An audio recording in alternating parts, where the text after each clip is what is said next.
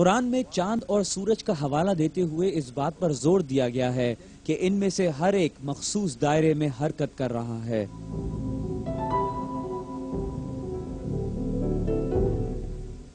وہی ہے جس نے رات اور دن کو تخلیق کیا، جن میں سے ہر ایک اپنے مدار میں تیرتے پھرتے ہیں۔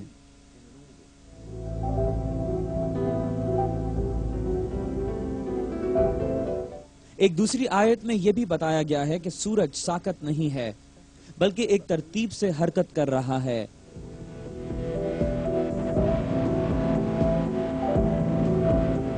اور سورج کے لیے جو مقرر کردہ راہ ہے وہ اسی پر چلتا ہے۔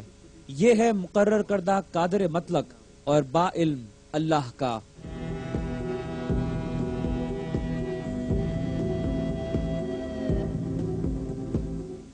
یہ حقائق جن سے قرآن نے آگاہ کیا ہمارے دور کے فلکی مشاہدات سے دریافت ہوئے۔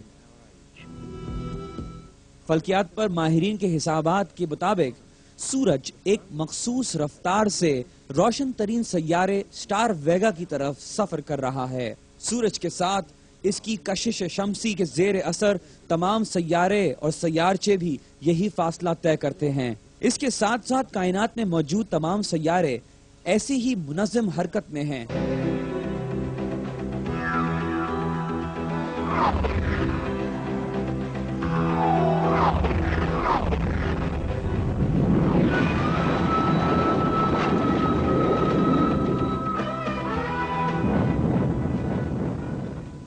اس طرح کی گردشوں اور راستے سے بنی ہوئی ساری کائنات قرآن میں اسی طرح کندہ کی گئی ہے۔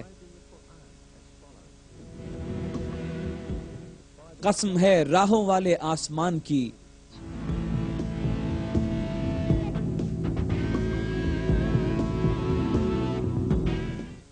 مجموعی طور پر کائنات میں 200 کھرب کہکشائیں ہیں اور ہر ایک میں 200 کھرب ستارے ہیں۔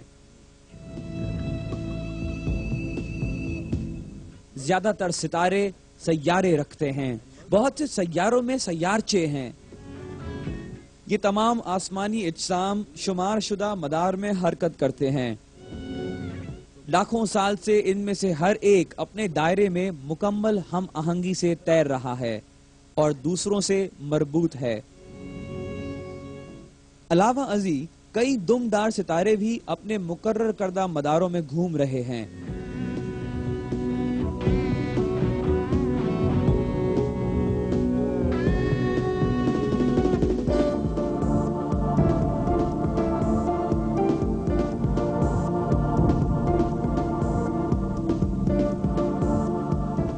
یہ مدار صرف آسمانی اجسام تک محدود نہیں ہے بلکہ کہکشائیں بھی مقرر شدہ منظم دائروں میں گھوم رہی ہیں۔ اس حرکت کے دوران کوئی فلکی جسم نہ تو ایک دوسرے کے مدار سے گزرتا ہے اور نہ ہی ٹکراتا ہے۔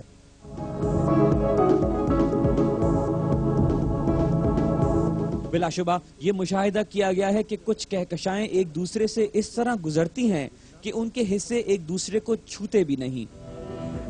یقیناً جس وقت قرآن نازل ہوا بنی نوع انسان کے پاس نہ تو دوربینیں تھیں اور نہ جدید ٹیکنالوجی کہ وہ لاکھوں کلومیٹر دور خلا کا مشاہدہ کر سکتا،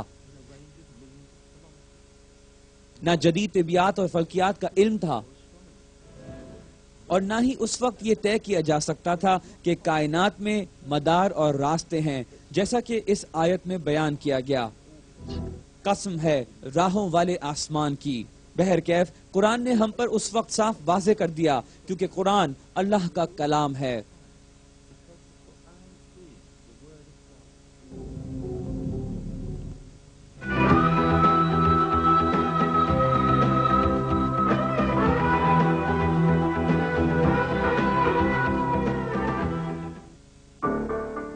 قرآن پاک میں اللہ ہماری توجہ آسمان کی دلچسپ صفات کی طرف متوجہ کرتا ہے۔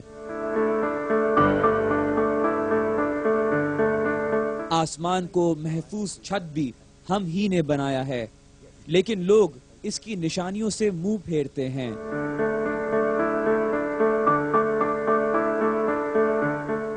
آسمان کی یہ خصوصیت 20ویں صدی میں سائنسی تحقیقات سے ثابت ہوئی۔ وہ فضا جو زمین کو گھیرے ہوئے ہے سلسلے حیات میں فیصلہ کن افعال ادا کرتی ہے۔ چھوٹے بڑے شہاب ثاقب جب زمین کی طرف بڑھتے ہیں، ان کو روک کر زندگی کو نقصان پہنچانے سے محفوظ رکھتی ہے۔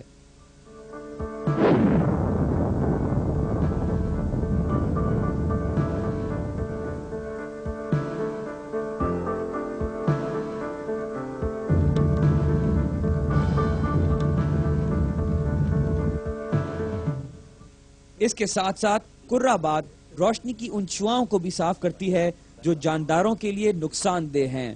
دلچسپ بات یہ ہے کہ فضا صرف بے ضرر اور کارآمد شعاؤں کو یعنی بصری شعائیں، غیر بنفشی شعاؤں، ذیلی سرخ شعاؤں اور ریڈیو شعاؤں کو گزرنے دیتی ہے۔ یہ تمام شعائیں زندگی کے لیے حیات بخش ہیں۔ غیر بنفشی شعائیں جن کا صرف کچھ حصہ فضا سے گزر سکتا ہے، جو پودوں کے لیے اور تمام جانداروں کے لیے بہت ضروری ہے۔ سورج سے نکلنے والی غیر بنفشی شعاؤں کی بڑی تعداد کرہ باد میں موجود اوزون سطح پر رک جاتی ہے۔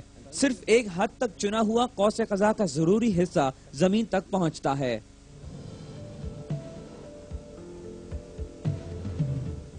کرہ باد کا حفاظتی عمل یہاں ختم نہیں ہوتا۔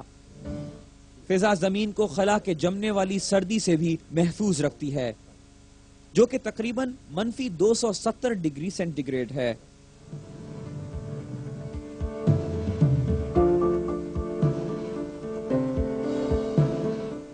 صرف فضا ہی زمین کو نقصان دہ اثرات سے نہیں بچاتی، اس کے ساتھ ساتھ زمین کی مقناطیسی میدان سے پیدا شدہ وین ایلن بیلٹ نامی تہ بھی زمین کو دھمکانے والے ضرر رساں شعاؤں کے لیے حفاظتی ڈھال بنتی ہے۔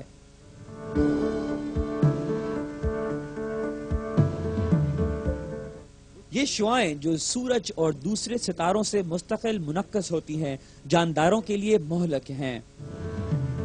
اگر وین ایلن بیلٹ موجود نہ ہوتی تو شمسی طور پر پیدا ہونے والی گراں بار طوفان زمین پر موجود ساری حیات کو تباہ کر دیتے۔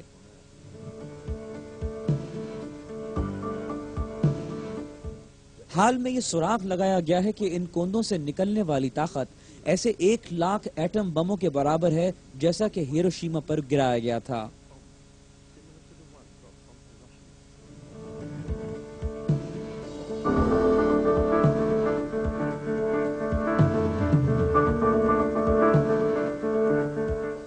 ایک کوندے کے لپکنے کے 48 گھنٹوں کے بعد یہ مشاہدہ کیا گیا کہ قطب نما کی مقناطیسی فیلڈ غیر معمولی حرکات کر رہی ہیں اور زمین کے اطراف میں 700 کلومیٹر تک درجہ حرارت 2500 ڈگری سینٹی گریڈ بڑھ گیا۔ یقیناً زمین سے بہت بلندی پر ایک بہترین نظام کام کر رہا ہے۔ یہ ہماری زمین کو گھیرے ہوئے ہے اور آفات سے تحفظ دیتا ہے۔ اگرچہ سائنسدانوں کو اس سے حال ہی میں آگاہی ہوئی ہے، قرآن پاک نے ہمیں صدیوں پہلے کرہ باد کے حفاظتی ڈھال ہونے کی خبر دی تھی۔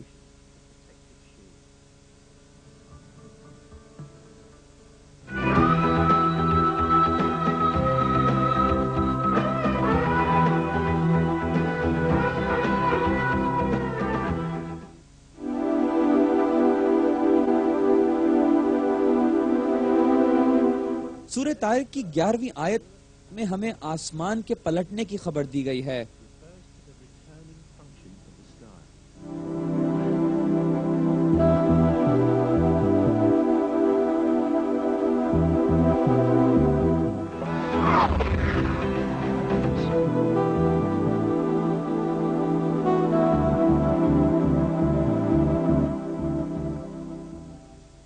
یہ آیت جو قرآنی ترجمے سے گردش کا لفظ ہے، پلٹنے کا مطلب بھی رکھتی ہے۔ جیسا کہ علم ہے، زمین کو گھیرنے والا کرہ باد کئی تہوں پر مشتمل ہے۔ ہر تہ زندگی کے لیے اہم سبب رکھتی ہے۔